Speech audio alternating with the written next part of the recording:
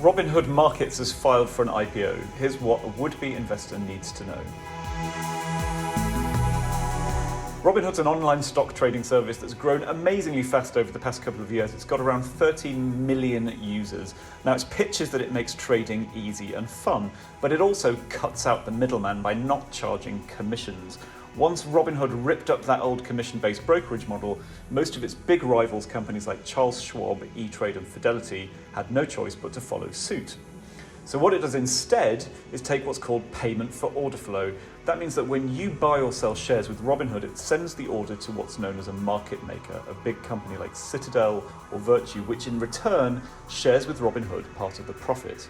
Now, this makes up the majority of Robinhood's revenue. It's totally legal. Payment for order flow is something that almost all the big brokerage companies do. But it's something that makes a lot of politicians and regulators and some customers feel a bit nervous. Britain and Canada don't allow payment for order flow at all.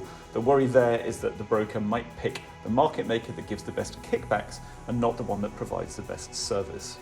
Punters in the US are pretty well protected by other market rules, but still, the risk is with Robinhood that if payment for order flow gets outlawed in the US, or just customers decide that they prefer brokers that don't do it, the company's going to have a big problem. It would have to find another way to make up all that lost revenue. Putting commissions back wouldn't be easy unless other rivals do too, and also Robinhood would be at a disadvantage because most of its big rivals are part of bigger companies or they're privately held like Fidelity, so they can afford to make its life pretty tough.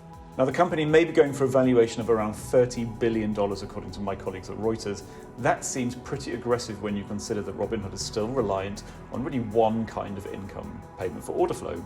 Robinhood, the fictional highwayman, had at least a quiver of sharp arrows to rely on, but Robinhood, the company, doesn't seem nearly so lucky.